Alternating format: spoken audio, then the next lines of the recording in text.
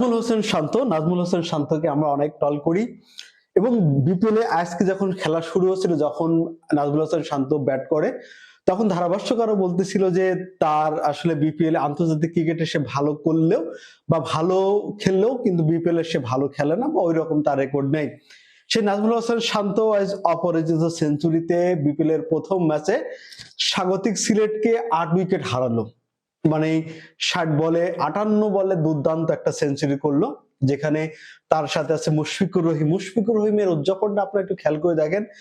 সে হাত দিয়ে বললো যে, কানে হাত দিয়ে বললো যে সবাইকে সাইলেন্ট করে দিল। কারণ হচ্ছে যে মুশফিকুর রহিমকে প্রথম যখন নিলাম হয়, সেই নিলামে আনসোল্ড ছিল। এই যে রাজশাহী ওয়ারিয়র্স এর আজ 31 বলে 51 রানে দুর্দান্ত একটা ইনিংস খেললো, যার ফলে রাজশাহী প্রথম ম্যাচে জয় পেল 191 রান। ধরেন প্রথমে যখন ব্যাট করলো সিলেট, যখন ব্যাট করলো তখন 151 রান আপনার কাছে সহজ মনে হইতে পারে, নাও হইতে পারে, সহজ না। কারণ হলো যে যদিও সিলেটের মাঠে রান বেশি হয়, তারপরেও পারভেজ হাসান ইমন 33 বলে 65 রানের দুর্দান্ত ইনিংস, যেখানে 4টা 4 5টা ছক্কা আছে। এবং ইমনকে নিয়ে আমি একটা পোস্ট করছিলাম, কারণ ইমন সাধারণত আমরা জানি যে পারভেজ হাসান ইমন এবং তানজিদ হাসান তামিম দুইজন আমাদের ওপেনার ব্যাটসম্যান জাতীয় দলের, কিন্তু সেখানে 4 নম্বরে নামানো হয়েছিল পারভেজ হাসান ইমনকে। পারভেজ হাসান ইমন, এইটা একটা পজিটিভ দিক যে পারভেজ হাসান ইমন কিন্তু আপনি যদি সেই দিকতে চিন্তা করেন, সেটা হলো যে পারভেজ হাসান ইমন কিন্তু পাওয়ার প্লের বাইরেও ব্যাট করতে পারে। যাক, সেই প্রসঙ্গে না যাই, তার শান্তর ব্যাপারটা নিয়ে আমরা আলোচনা করি। শান্ত আজকে 60 বলে 101 রানের একটা অপরাজিত ইনিংস খেলেছে, যেখানে 10টা 4 এবং 5টা ছক্কার মার আছে। তা মুশফিকুর রহিম 31 বলে 51 রানে অপরাজিত আছে, যেখানে 4টা 4 এবং 2টা ছক্কা। আজকে শুরুটা ভালো করছিল, অবশ্যই রাজশাহী শুরুটা ভালো করছিল, সাহেবজাদা ফারহান এবং তানজিদ হাসান তামিম।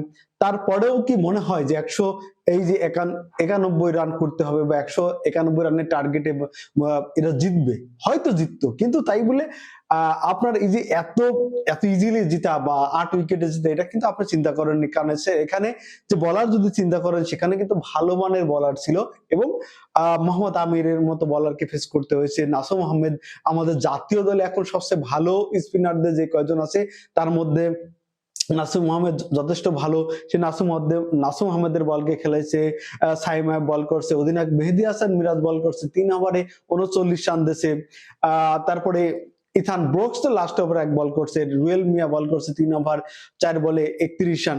সব মিলে নাজমুল হোসেন শান্তর এই বিপিএল ক্যারিয়ারে 2য় সেঞ্চুরি করলো এবং রাজশাহী তার একটা দুর্দান্ত জয় দিয়ে এবারকার বিপিএল এর মিশন শুরু করলো। আমার কাছে মনে হয়েছে যে এবারকার বিপিএল এর রংপুর সবসময় একটা ভালো টিম করে, কিন্তু রাজশাহী একটা ভালো ব্যালেন্স টিম করছে। বিশেষ করে এইখানের হান্নান সরকারের ইনক্লুড, এবং হান্নান সরকার যখন কোচ হওয়ার পরে কিন্তু নানা বিষয়ে তিনি দেখভাল করতেছে, এটা একটা পজিটিভ দিক হতে পারে। যদিও আমরা একটা ম্যাচ দেখার পরে আসলে এত কিছু বলতে পারা ঠিক হবে না, তবে রাজশাহী এটা ভালো জয় দিয়ে শুরু করছে এবং নাজমুল হাসান শান্ত একটা বার্তা হয়তো দিয়ে দিলেন। সেই বার্তাটা হয়তো বোঝালেন যে বিশ্বকাপের দল ঘোষণা করেনি বাংলাদেশ, হয়তো এই বিপিএল এর অনেক কিছু দেখাশোনার পরে হয়তো বা অনেক কিছু চেঞ্জ হইতে পারে।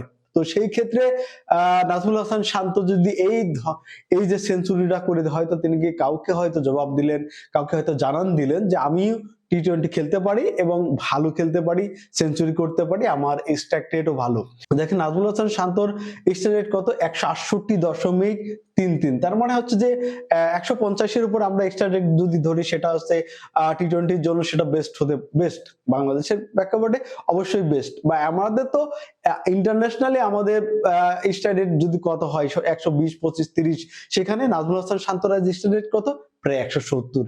যাক, রাজশাহীর জন্য শুভকামনা থাকলো। এবং নাজমুল হাসান শান্তকে আমরা টল করি, সেই টল করা অধিনায়ক হয়তো ভালো কিছু করবে, তার হাত ধরে হয়তো রাজশাহী কাপও নিতে পারে।